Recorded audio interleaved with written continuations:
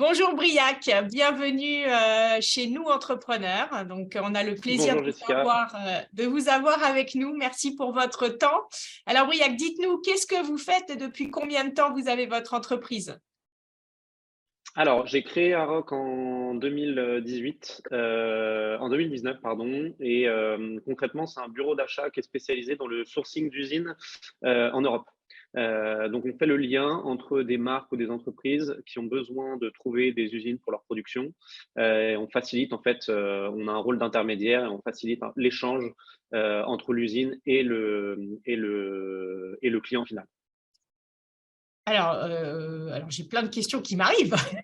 Très bien, Depuis je vous combien de écoute. temps vous faites ça? Alors moi, je suis dans le textile depuis une dizaine d'années. D'accord. D'abord, je travaillais dans une start-up du coup qui était présidée par le fondateur de Cdiscount. Cette start-up a été achetée par le groupe Carrefour, donc j'ai une ADN grande distribution aussi. Le match entre la start-up et Carrefour, du coup, ça n'a pas du tout fonctionné. Oui, Donc c'est derrière, étonnant. le projet s'est arrêté relativement vite. Au bout de 2 ans, ça s'est arrêté. Et derrière, en fait, j'ai eu pas mal de demandes de gens qui travaillaient dans ce domaine d'activité-là pour essayer de trouver des usines. Et puis un jour, je me suis dit, bah, il y a peut-être quelque chose à faire là-dedans. Et donc, j'ai commencé mon activité comme ça. Donc dans la grande Euh, distribution, enfin, vous disiez des clients qui bah, cherchent. à la base, du coup, moi, mon rôle, c'était d'être acheteur pour cette startup et ensuite pour le groupe Carrefour. Ouais. Et derrière, donc, j'étais toujours à la recherche de nouveaux fournisseurs, de nouvelles usines pour nos fabrications. Et derrière, du coup, moi, j'avais pas une compétence commerciale, j'avais une compétence de sourcing et d'achat. Donc, Ouais. c'est pour ça que j'ai monté un bureau d'achat. Aujourd'hui, moi, mon rôle, l'entreprise Aroc, le rôle de l'entreprise Aroc, c'est d'essayer de trouver les meilleurs ateliers en Europe pour les fabrications. Donc, je vais avoir un atelier qui va faire de la casquette, un atelier qui va faire de la chaussette, un atelier qui va être spécialisé dans le t-shirt. Et en fait, tout ce carnet d'adresses-là, c'est ce que je vends concrètement. D'accord, génial. Bah, bravo. Voilà. Et alors, vous avez commencé il y a combien de temps? Du coup, c'était en 2019 l'activité D'accord. et du coup, ça fait une dizaine d'années que je suis dans le milieu du textile. OK. Et Voilà. alors, question bête, mais le covid, ça a eu un impact sur votre business ou? Alors, ouais, concrètement, ça a été assez fou cette période-là parce que, je me suis retrouvé dans une situation, où ça fonctionnait, assez bien l'entreprise et du jour au lendemain, bah, plus aucune commande, qui tombe. Les problèmes de paiement client, enfin voilà, donc on s'est retrouvé dans une situation, financière qui était pas des plus simples. Ouais, On a eu la chance d'avoir une activité qui fonctionnait bien à ce moment-là, donc la banque nous a suivis et nous a aidés à ce niveau-là. Donc, on a eu les PGE, enfin, toutes ces ouais, choses qui ont ouais. été mises en place. Et ensuite, il y a eu le problème d'approvisionnement des masques, du coup, au Ouais. niveau de la France. Mmh. Et donc, nous, on a une offre, on est devenu spécialiste du masque en 48 heures. Et en fait, on Waouh! a réussi à trouver enfin, plusieurs usines qui étaient capables de répondre. Nos usines se sont transformées en usines de masques. Et en fait, on a complètement sauvé l'entreprise. C'est-à-dire enfin, même pas en un mois, en 15 jours, j'ai fait le chiffre d'affaires de l'année, quoi. Concrètement, Waouh! c'était une année assez hallucinante où on faisait vraiment c'était le yo-yo, quoi. Du jour au lendemain, en fait, je suis passé Ça! de la situation à zéro commande à l'entreprise est en train de se casser la gueule à bah, on a fait le chiffre d'affaires de l'année en 15 jours, quoi. Waouh! Donc, euh, Oh les donc je voilà. vois déjà les montagnes russes sur les Ouais, émotions, ouais, bah ça, sur, j'en mets ne pas plus beaucoup. dormir, Ouais, c'était une période assez folle. J'étais obligé de faire 5 runnings par jour pour arriver juste à me détendre et à penser à autre chose. Enfin, Vous c'était travaillez vraiment. seul, Briac? Vous avez des employés? Bah, du coup, j'ai eu une employée. En fait, ça, c'est vrai qu'en France, c'est bien fait parce que j'ai eu la possibilité d'embaucher quelqu'un quasiment directement, puisque du coup, j'étais au chômage au début de mon activité. Là, j'ai des clients en fait dès le début de mon activité et du coup, j'ai pu embaucher quelqu'un au bout de 3 mois. Du coup, cette personne-là m'a accompagné jusqu'au moment du Covid et ensuite a monté sa boîte derrière. Et du coup, aujourd'hui, j'ai une autre personne qui travaille avec moi. Bravo, bravo. Voilà. Alors, qui sont vos clients et qui est votre meilleur client? Alors, les clients aujourd'hui, le meilleur client, il change tous les ans. Parce qu'en fait, ça dépend si on a une grosse commande qui tombe ou ce genre de choses, ça peut avoir un impact immédiat sur qui va devenir le meilleur client. Nous, on travaille avec des revendeurs, donc soit qui s'occupent en fait de la partie commercialisation derrière. Donc, ça va être soit des marques, soit de la grande distribution, soit des revendeurs qui vont travailler avec des entreprises. Par exemple, une entreprise a besoin de suites pour ses salariés. Ils veulent quelque chose d'éco-responsable. Du coup, ils vont passer par nous pour faire leurs suites, par exemple, au Portugal, en coton bio, ce genre de choses. Mais alors, ça m'interpelle, c'est-à-dire que vous n'avez pas un minimum en termes de quantité de commandes pour que ça soit intéressant pour vous ou, enfin, je veux dire… C'est 25 pièces. Non, justement, en fait, moi, mon rôle, c'est D'accord, d'arriver oui, à faire… c'est Ouais, assez bas, ce qui fait que finalement, toute entreprise peut avoir besoin de vos services parce que exactement. Et en finalement, fait, 25 pièces c'est… de quelque chose, c'est pas grand-chose, quoi. Non, non, non, tout à fait. Alors, le minimum quantité en fonction des produits va peut-être évoluer, mais généralement, on essaie de faire vraiment très bas. Le but, c'est de faciliter, en fait, et que ça soit disponible pour tout le monde. Aujourd'hui, sinon, c'est très simple d'avoir un t-shirt qui est fait au Bangladesh avec un marquage d'un logo sur la face avant. Ça, c'est quelque chose que n'importe qui est capable de faire à partir d'une Oui, pièce. Là, oui. le but, c'est d'arriver à faciliter justement la production européenne et d'arriver à proposer, en fait, des produits qui vont être vraiment éco-responsables et d'arriver à changer un petit peu cette industrie du textile qui, aujourd'hui, c'est un non-sens. Hein. Fabriquer un produit à l'autre bout du monde pour le livrer après en France, faut arrêter, quoi. Voilà. Alors, spécialisé essentiellement sur le textile ou vous pouvez vous diversifier, enfin, je sais pas, dans le monde du bâtiment, là, je pense avec tout ce qui se passe sur les recherches de matières premières ou Ouais, non, c'est principalement textile et en fait, ça peut être des accessoires aussi. Ça peut être enfin, voilà, des mugs ou ce genre de choses-là. Mais en fait, là où il y a un vrai intérêt, c'est que les usines sur la partie textile en Europe sont bien présentes. Il y a une vraie compétence et aujourd'hui, en fait, c'est juste mettre ces usines-là en avant, c'est du plaisir, quoi. Ah ouais, d'accord, génial, merci. Voilà. Quelle Et est puis après, votre… compétences, quoi. Pardon?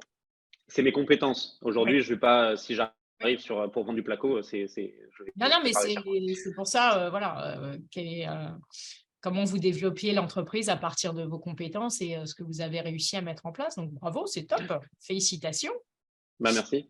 Quel est votre plus grand apprentissage depuis que vous êtes chef d'entreprise? Ah, ça a coupé. Ouais, Briac, J'ai pas vous entendu la question. m'entendez? Ouais, oui, je vous Ouais, retrouve. c'est bon. Ça Ouais. coupe un peu. Quel est votre plus grand apprentissage depuis que vous êtes chef d'entreprise? Du coup, c'était alors le premier apprentissage, c'est pas de. En fait, à partir du moment où on prend des risques, généralement on est récompensé. Ça, c'est la première chose que j'ai appris dans le monde de l'entreprise. On n'a pas trop le choix de toute manière. À partir du moment où au bout d'un moment, on est sans filet. Faut prendre des risques et ça, c'est la première chose que j'ai appris, enfin, en tant que chef d'entreprise en fait. Il faut savoir se remettre en question de manière permanente. Aujourd'hui, j'ai pas eu une seule année qui était identique. Il y a eu des hauts et des bas. Et en fait, au cours de l'année, il y a des hauts et des bas en permanence. Donc ça, il faut savoir se remettre en question de manière permanente. Et puis voilà, je pense que c'est les deux choses que je retiens sur l'apprentissage depuis que je suis à la tête de mon entreprise, quoi. Parce que c'est vrai qu'en tant que salarié, il y a quand même un confort. Il y a des choses, des fois, je me dis, ah ouais, c'était quand même pas mal. Ça, c'est sûr et certain. Mais en fait, il y a un gain en tant que chef d'entreprise qui est inestimable, quoi. La façon d'organiser son temps, enfin, derrière, c'est quelque chose. Moi, je peux pas revenir en tant que salarié. Je pense que j'aurais beaucoup de mal aujourd'hui. Ouais, ok. Qu'est-ce qui vous inspire le plus aujourd'hui? D'un point de vue professionnel, moi, c'est clairement la partie écologique. Je suis dans un domaine qui est ultra polluant. Enfin, voilà, il y a énormément de choses à faire. En fait, pour faire bouger les choses, c'est énorme le travail qu'il y a à faire. Ça change. Il y a une évolution. Moi, je le vois au niveau des clients. Je vois que le discours, il change. Avant, suffisait qu'il y ait 20% de coton bio dans un t-shirt et les gens, ils étaient là. Bon, bah, vas-y, ça va passer pour du greenwashing. Tout va bien. Moi, ça me va. Et puis, le service marketing était content avec ça. Aujourd'hui, les clients, ils me posent des questions de plus en plus précises. Ils ont vraiment un intérêt. Ils veulent savoir la provenance. Ils veulent savoir si il n'y a pas que la dernière partie qui est réalisée en Europe. Ils me posent beaucoup de questions et ça fait plaisir parce qu'on est en train de se rendre compte que les choses bougent, quoi. Donc voilà. Donc ça, c'est vraiment la source d'inspiration et ma motivation de tous les jours, quoi. Bravo, super. Qu'est-ce que vous avez appris sur vous-même au cours de votre parcours? Pas depuis que vous êtes chef d'entreprise, mais même avant.